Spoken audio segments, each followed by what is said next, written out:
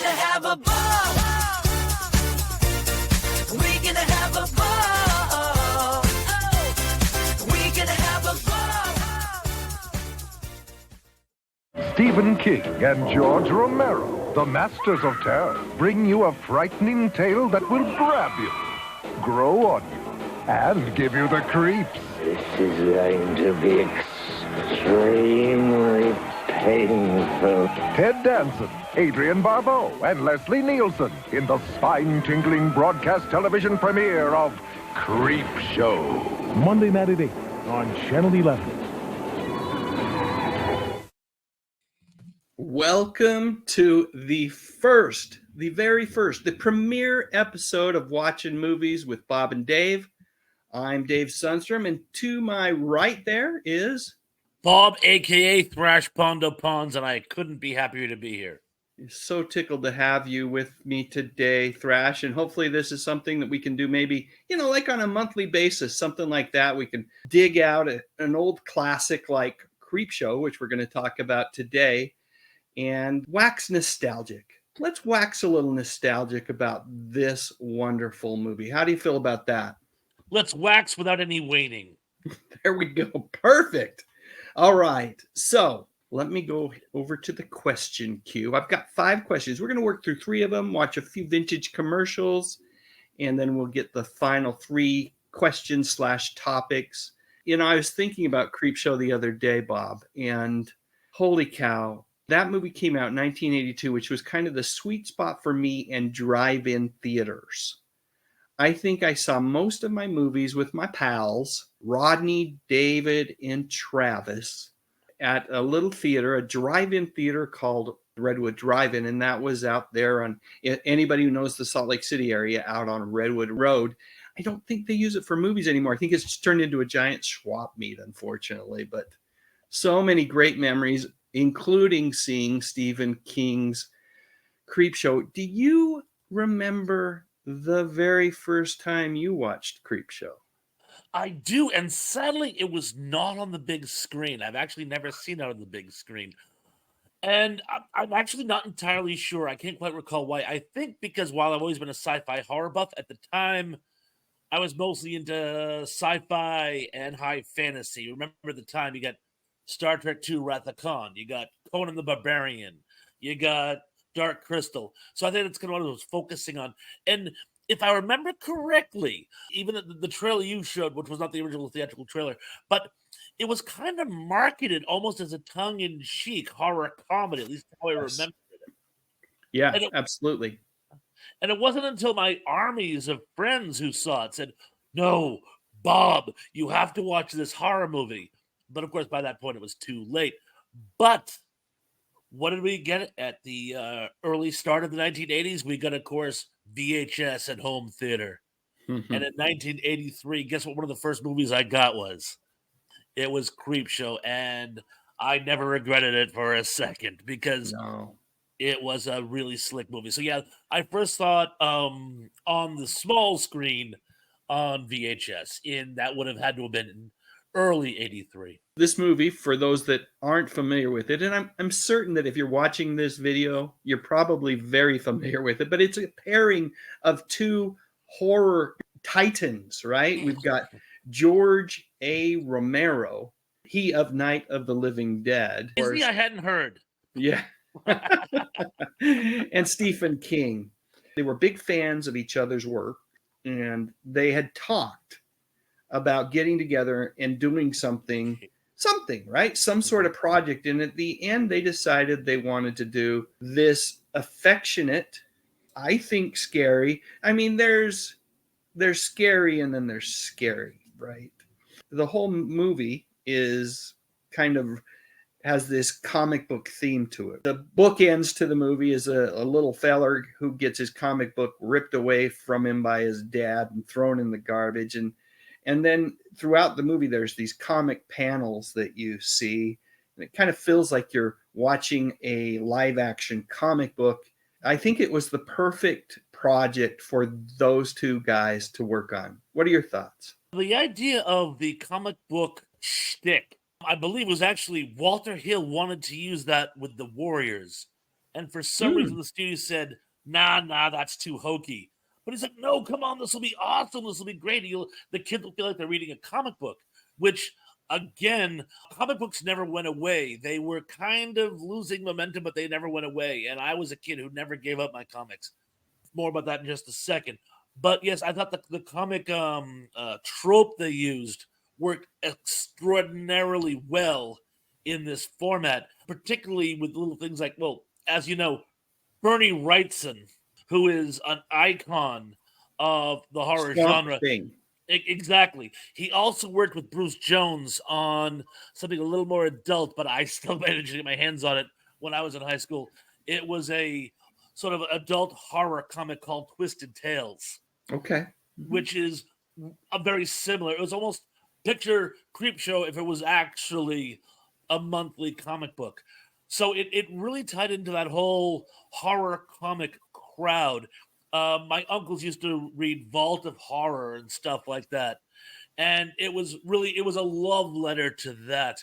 Oh, yeah. And again, Romero and King they were a natural fit. And I thought they worked amazingly well together on this project.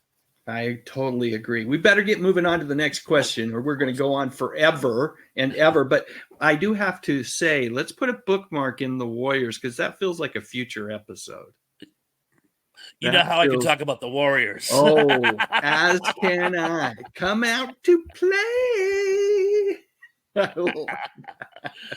Such a fun movie with a great soundtrack, by the way. Yes. Yeah. Okay, but we're talking about Creepshow today, so I'm going to let you lead on this one. How do you think these stories stand up to some of the other movies that were adapted from Stephen King's works? I've been a fan of Stephen King since, well, about the time this film came out. I'd say for a solid 40 years and change. I've always been a bigger fan of his short stories as opposed to... And one of the main reasons why is, one, I have a shorter attention span than some of his readers. But the short stories, they're almost like O. Henry if they were being done by H.P. Lovecraft. They're scary, but they're short and they're sweet, and they usually have a comedic horror punchline to them. So they're fun to read. The longer stories, they get into the psychological stuff and what's going on in the main character's mind, and that generally doesn't translate well to the big screen. And that's always been King's Achilles heel with his film adaptations, is that they can be good, but they lose so much because you lose that inner monologue, which was so necessary to the horror. We can actually hear the thoughts of the main character. You feel their terror. And so as a result, I thought the short story angle that he used in this, I think, worked actually better than a lot of his full-length film adaptations. Although, let's face it, a lot of those are a lot of fun too. Yeah, they're great. But I think you're maybe onto something, Bob. You expect with some of like his big novels, right? And his bigger works, when they come to the theater or when you watch them, you're hoping that it can capture the essence of that particular work. The beauty of reading a novel, there's no time limit. And you can read a bit and you can reflect on it. Whereas in a movie, it just comes at you, frame after frame. And so I think you're right. I think whether it's a short story, a novella, those particular efforts by him translate better to the small screen. And so this anthology format, you don't feel like they're these lofty masterpieces of stories, but rather just fun little things that you might read in a comic book. Definitely. Absolutely, definitely. Okay, so with that lead in, which of the stories were your favorites and why? Well, you're probably going to get knocked over by this one, but I think my favorite had to have been Father's Day. Okay. No kidding, Thrasher, a zombie buff. Yes. In fact, believe it or not, for a little context here, I saw Father's Day before I saw Night of the Living Dead. I had seen zombie movies before. Yeah. I had seen zombies in comic books. Again, tip of the hat to Bernie Wrightson. But Father's Day, there is before Father's Day and there is after Father's Day. Father's Day, in my opinion, triggered the 80s zombie renaissance. You might have still had Day of the Dead, maybe. Maybe. I think Creepshow helped pique interest in a movie to the trilogy. Right. But you probably would not have had Return of the Living Dead, and you probably would not have had Night of the Comet. And Right. without those films, I mean, we kind of take zombies for granted today. If anything, I think they've been overdone. But you wouldn't have had that wasn't for the 80s obsession with zombie movies. So and again, in the comics, it also it gave Bernie Wrightson's career a shot in the arm. When you read up his like bio page, he had been working steadily since the 70s, but after Creepshow, it was kaboom. Yes. You know, his artwork, his very macabre horror artwork, so good. Really became a thing because really prior to Father's Day, zombies basically just like dead people. In fact, the joke in Dawn of the Dead is they actually were tinted blue. They had like blue makeup on. In Father's Day, they're rotting. They're these fetid worm compost heaps, and people expected that afterwards. They had never seen it before, but they expected it afterwards. And I have to go with my second favorite because I really, really, really enjoyed this one. Something to Tide You Over. Yes. That one blew me away, and it was really because of the cast. I mean, when I'm first watching it, I go, holy cow, that's Sam from Cheers. And then he opens the door, and it's Detective Drummond from Police Squad. And I'm like, oh my, and they're both being very, very, very serious. And I'm like, I kept thinking it was going to become like some type of like horror humor story. And it wasn't. It probably had the least amount of humor of any of the stories. I think honestly. it did. It was the least funny in my mind. Although the last line where he's screaming, "How long can I hold my breath?" For That a is, long time. yeah, that's it. Yeah. I can hold my breath for a long, long time. That was pretty funny. Yeah, there's a certain comic jab at the end. Oh, and one thing I have to read into the record: there's only 3 people in that entire short, and one of them you only see on camera, and that is Gail Ross. And Gail Ross, speaking of Romero, Gail Ross, of course, is the female helicopter pilot in Dawn of the Dead, which many people think is the high watermark of the zombie franchise. So I had to read that in the record as a double shout out to Romero. Nicely done. Nicely done. So I'm going to go with you on. It's so hard to pick favorites, but I am going to have to go with you on Father's Day. It's the perfect way to kick off the stories, right? And the "Where's my cake?" or whatever he says. It's my Father's Day. Where's my cake? It's so funny. I think that's why the trailer and the commercials made it seem like it was like this comedy, right? But it's a horror movie. There's genuine scares in this movie, some real jump scares. I see Stephen King at the typewriter writing the script as he's writing those lines, laughing to himself. He had to have. He had to have. He's always had a tongue in cheek with his horror. He actually thinks horror works best actually when you have that scare and you go, ha ha ha ha, good one. Yes. And I wish I could say my second favorite was the one with Stephen King in it, because it's fun to see Stephen King acting. And that was based on a short story, if I remember correctly. Weeds. But I have to go The Crate, because it's got Adrienne Barbeau. And she is so perfect as just this detestable woman that ultimately meets an apt fate. And there's just another great line. Remember to tell him to call you Billy. Hal Holbrook is the handpicked Yes. husband. That whole sort of who's afraid of Virginia Woolf angle Yes. between the two of them. I mean, the whole thing really worked together. And of course, Fritz Weaver as probably the most intelligent, but the most inept. The more he tries to fix things, the worse it gets. Right. He's literally a comic foil. So That's a great one too. I also like the fact that it's almost a nod to H.P. Lovecraft. The idea Yeah. that in the Arctic you have these sort of like demon things that are just sort of like chilling there, pun intended. I thought it was also kind of a little bit of a nod to John Carpenter because I believe The Thing had come out before this movie, had it not? Yes. Yeah, And which well, was right set around the in the same time. Antarctic. Yes. Yeah, Yes. yeah. And of course, Adrienne Barbeau at the time Of course, the was, thing is a nod to Into the Mouth of yeah, Madness. So the whole thing yeah, kind of comes absolutely, together. absolutely. Anyway, all five of them are great. They all have their strengths and a couple of flaws. Which one did you like the least, just out of curiosity? I must confess, and it has nothing against his acting ability. I thought he played it in a very well. The Lonesome Death of Jody Verrill.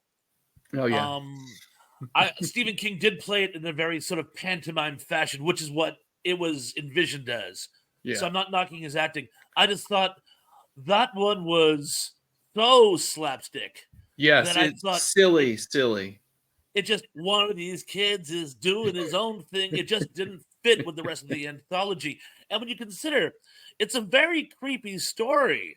I mean, Yeah. it's sort of the Blob meets like some type of like body horror humor type. Well, it is, but you know, the idea of plants absorbing humans, which we've seen in things like Doctor Who and in Tales from the Crypt and other things. That's a very scary premise. You put that together, the Blob. I thought that actually I think worked better as a very creepy story, but it was done as almost a fluff piece. So it's almost Yeah. like it was a lost opportunity, I felt. Totally agree.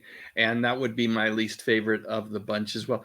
Again, I really enjoyed seeing Stephen King on screen. I thought he was, he's the fourth stooge. You know, But I totally agree with you. That one was the least of the five stories. Hey, did you know that in addition to Stephen King, we had the acting debut of his son in this movie as well? Joe King, who now goes by Joe Hill. I think probably because he's just sick of people going and say, "Hi, you must be joking." Right. But and I saw him recently on a horror documentary, and he looks remarkably similar to his father. Really? It's very funny, yes, and that's sort of the bookend, the framing device about the boy who likes to read these naughty comics and an overbearing father who thinks there's something degenerate about them. And it's odd because around that same time, my father hated my love of sci-fi horror, and he actually forbid me to share any of it with my kid brother. Oh, Because for fear that I would somehow corrupt the innocent. Now my father never hit me for that. He found other reasons to hit me, but he never hit me like Billy gets hit in the comics. But I thought that one really sort of I thought hit a nail in the head because it becomes the whole literally slaying of the father figure. right. The generational gap between entertainment. Yeah, lots of fun to see him. And the actors that were in the bookend pieces are great. They're people you recognize from the horror genre as well. Atkins, right, was the dad. I can't remember his first name. Was Atkins. All I can think of is Claude. That's not right. I may have It's it. not right. Tom Tom Atkins. Atkins, that's right. He Who played I the keep thinking dad. of Tom Swift. Yes, And he was in he The Fog. ironically he was all yes he was with Adrienne Barbeau. He was Mhm. also in Halloween 3, which was supposed to be the big Halloween movie of that year, but it bombed because it didn't have Michael Myers. I Yeah, still say if it had been called anything else, it probably would have done fine. But you call yeah. it Halloween, they want Michael Myers. And I believe it's because that movie bombed is what gave Creepshow a shot in the arm because more horror audiences were turning to it, even though it wasn't released till November. Right, that was purposeful. I read somewhere that Warner Brothers decided they didn't want to go up against Halloween 3 thinking that it was going to be this, huge movie, and instead they got a turkey. They released this movie a couple weeks later, and it did very good for its time. Very good. Very good. Yep. Yep. By the way, I love Halloween 3. I think if people understood what that movie, the whole idea was, at least at that point, was that the Halloween franchise, was going to be an anthology series, a series of movies that may be strung together loosely, but they were not going to have Michael Myers. But the minute Halloween 3 bombed, they went right back to Michael Myers. If it ain't broke, don't fix it. That's right. All right. Let's do a few commercials, and then we'll be back and talk some more about Creepshow. You good with that, Bob? I am more than good with that. It's almost Halloween, my favorite holiday. Is there any other one? Ha ha! And McDonald's has a great and safe Halloween tree for those scary creatures who come to your door. McDonald's gift certificates, and they come in books of 10 and for just $1. Ooh, what a scary value. And each one's good for a regular soft drink at participating McDonald's. Oh, my fine crew of boys and girls will love Halloween gift certificates from McDonald's. Will somebody give me a hand? Whoa! Dear Great Pumpkin, I'm looking forward to your arrival on Halloween night. They're back, all the little Peanuts characters, in a happy Halloween special, filled with ghosties and ghoulies and things that go bump in the night. It's The Great Pumpkin, Charlie Brown, Monday at 8, 7 Central and Mountain. Tales of horror that will give you the creeps. This is going to be extremely painful, Mr. Verrill. The most fun you'll ever have being scared. Creepshow, rated R. Now playing at a theater near you. Let's get back to talking about Creepshow, Bob. What, if anything, do you think this movie was trying to say? You know, it's funny because I watched it 40 years ago, and I didn't really pick up on subtle nuances back then. That's something that came later, but I've watched the movie many times over the years. And I watched it again recently just for the purposes of this show. And the thing that keeps coming back to me is the overall message from this movie is it's the humans, the people, that are the monsters. Yes, the monsters themselves are bad, but they're monsters. What do you expect? But the humans, they're the ones you got to watch out for. Let's start with the bookend. That opening sequence where Billy begs his father for clemency and he doesn't get it. The father storms out and he looks out the window. It's like that song, Don't Fear the Reaper. Who's there waiting to comfort them? Who's there waiting to help them? It's the creep master. It's the crypt keeper. And he's like, don't worry, Billy. I'll share more horror stories with you. I'll find a way to protect you from your father. Don't be afraid of me. Be afraid of the abusive dad you got. So that's one. In Father's Day, yeah, the father's not a good guy, but the real ghouls aren't the flesh-eating zombie. The real ghouls are the hideous family that's waiting for him to die so they can live off the rest of his fortune. And they make no secret of that. No. Tide you over? The real villain is the vengeful ex-husband, or soon-to-be ex-husband, cuckolded husband. Yes. In the crate, you got a twofer. You got the horrible, vicious, obnoxious wife, but then rather than just simply divorce her and go on with his life, what does he do? Well, spoiler alert. Now the monster is just all he wants to do is go back under the stairs where he can be left alone, like he was since 1835. He doesn't want to hurt anybody. People just keep bothering him. He's like, this is how monsters say, leave me alone. But no, what he has to, the husband has to arrange it so the monster eats her first. In the last one, where apart from the janitor, the only on-screen human we see is a sort of a typical 80s robber baron who I believe is loosely based on Howard Hughes. I would think so. Played by E.G. Marshall. Marshall, yes. And he sees humans as other humans as lower life forms. Yeah. So what happens? Lower life forms take their revenge. And then of course it wraps up with Billy getting his revenge. So yeah, age-old story. Something I've mentioned before in other horror stories. The real monster isn't the monster. It's the people who try to exploit the situation. Good point. Good point. And I hadn't thought as deeply as you. I just thought this way. Every single story had to do with karma. People got what they deserved, right? There was no one where you felt like, that was unnecessary. Every single one of them, they were getting what they deserved. The only one that I really think should have gotten a hall pass was Geordie. He wasn't greedy, he wasn't evil, he wasn't vengeful. He was just stupid. And his stupidity was his worst enemy. But again, he did have a certain amount of greed. I mean, the first thing he thinks when he sees the meteor is, I will exploit it. If he had just left it alone, if he had chose not to exploit it, it would have been fine. So even that one. All right. I think we've covered that topic. Let's move on to the last one, which is, what do you think, what do you believe the impact of Creepshow was on the horror genre? And if you want to go beyond that to movies at large, feel free, Bob. I really think it was a game changer. You had before Creepshow and after Creepshow, the zombie renaissance of the 80s, but then just horror comedies. It also gave horror anthologies a much needed shot in the arm. I think the last hurrah was, Trilogy of Terror with Karen Black. When did that come out? Was that prior? Yes. I want to say that was like 1980. That feels about right. 78 to 80, somewhere around there. Love Trilogy of Terror, by the way. Maybe 79, because again, I saw it around that time. I saw it in middle school. So around there. But that was like a last hurrah. Most of what you were seeing in horror anthologies were these increasingly low budget, cheap horror gags coming over from the UK. And this put it back on the map.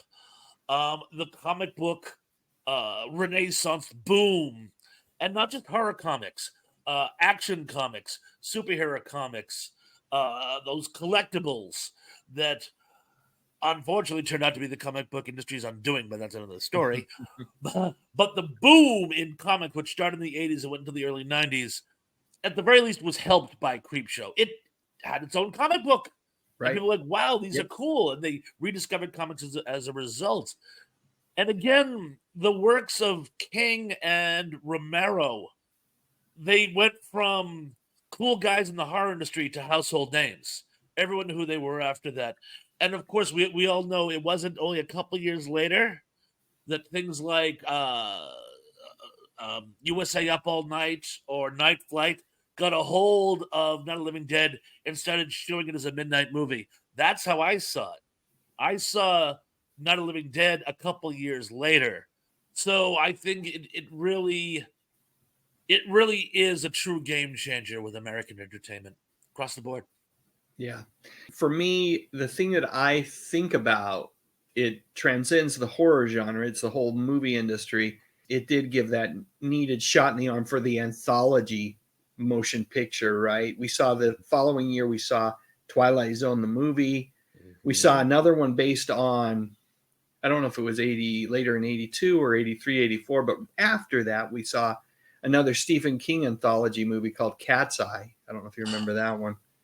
Yeah, that was a little further than mid-80s, but around that time, yes. Yeah, around that time. So we saw the anthologies come back with, mixed bag of success, but it definitely was because of the success that Creepshow had that these movies were getting greenlit.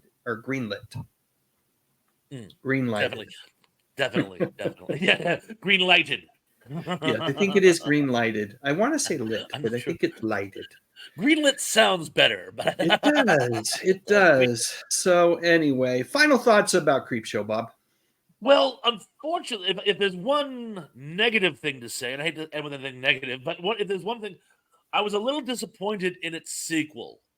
Yeah. I thought there was plenty of material that they could have used. I think, if I understand correctly, I think for some reason, when a movie does well, they'll green-lit a sequel, but always want to say, we're going to give you less money to do the same thing. Yeah. And you can't cut money without cutting quality in film. Right. For example, they didn't even use animations in the second one. It was just Tom Savini in a decent mask, but just a mask. And they cut out the comic book trope And while the stories weren't bad, they weren't up to par with the first one. I think if the second had been an equivalent to the first, it may have been something like a true franchise, where like Treehouse of Terror on The Simpsons, where they may Yes. have made dozens of them. You know what I'm saying? And I thought that was a lost opportunity. The law of diminishing returns too, because there wasn't only Creepshow 2, but then what, 15 years later, much later, they did Creepshow 3, which didn't have any involvement from Romero or King. It just simply Didn't even see borrowed that the one. title. Mhm. And each one you saw this kind of law of diminishing returns. Not only did they make less money, but they were certainly movies of lesser quality, and that's unfortunate because I like you would have loved to have seen, Creepshow 2, Creepshow 3, Creepshow 4, but movies with stories of the same quality as we got in this first movie, and it feels like a labor of love, right? This movie, I don't know if you can call a horror movie a labor of love. I think you can. And this one feels like it was a labor of love, not only to all things horror, but to the old comics of the 50s, 60s. And for me, this felt DC had a comic book called House of Shadows. And this felt like it was just, perfect, right in theme with that movie or with that comic book series as well. I'm glad you brought it up because it is rare when a movie series actually the second and third and fourth are up to par, and this one unfortunately certainly was not. So folks, watch Creepshow, and if you want to watch Creepshow 2 because they were based on Stephen King stories, I would say the third one that was like a direct to video, I think, movie. Never saw that one. You watch at your own risk. Now there was a series, I haven't seen it, but it was on the Shudder streaming service, from what I understand. Some of them I saw. The first installment were animated shorts based on Stephen King short stories, and I thought that one was good. Others I saw suddenly were just going for cheap, gross out horror gags, which there's always room for. But I always say horror is, or the gross out is to horror what a good marinara sauce is to Italian cuisine.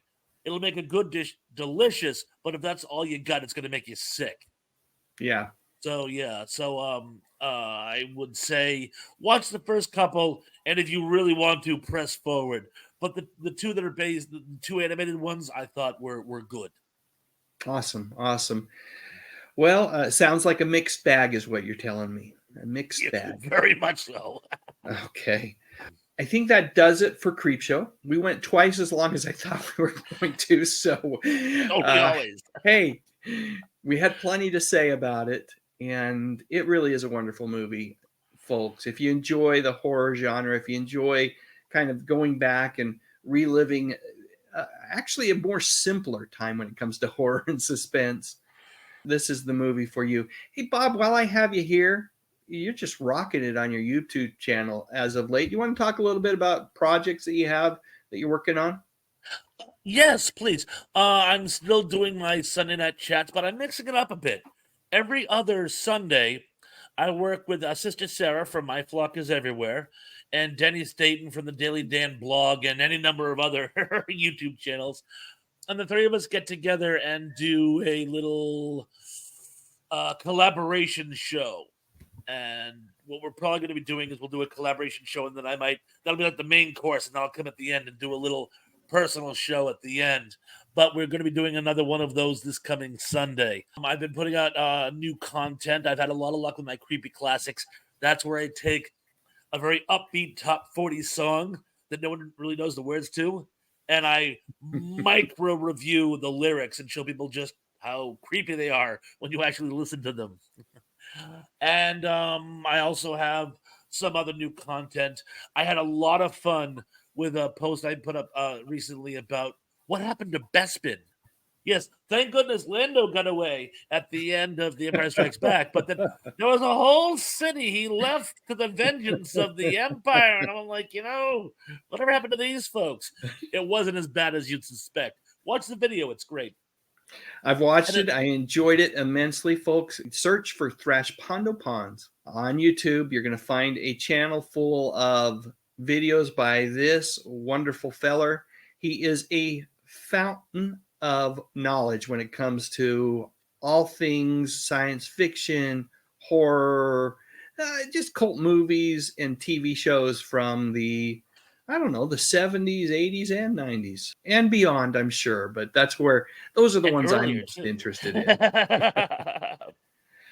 All right. Thanks again, Bob. Truly appreciate you being here. Look forward to next month. So we'll talk offline about what we can potentially be discussing next month, but I'm sure it will be a good one. And truly appreciate you being with me today and hanging out. During the commercials, I played a promo spot for It's the Great Pumpkin, Charlie Brown. I think we're going to work our way out of here with a little song based on that TV special. Folks, thank you so much for hanging out with us a little bit today. Thanks again, Bob. You seeing it. Thanks again, Dave. Sally, would you go with me? Let's spend the night together, waiting patiently. I know you don't believe, but I've got enough faith for two. This time it's gonna happen, and then you'll know that it's all true. 'Cause it's gonna be a night to remember. It's one we won't forget. And with you here beside me, it will be the best Halloween yet. Sally, please stay. Please stay by my side. There's a blanket here to warm you. It's just a matter of time. 'Cause it's gonna be a night to remember. It's one we won't forget. And with you here beside me, it will be the best Halloween yet.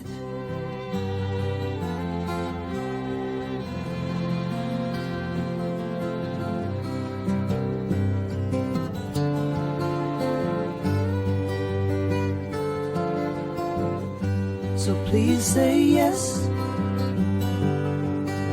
and make this night feel so right. 'Cause it's gonna be a night to remember. It's one we won't forget. And with you here beside me, it will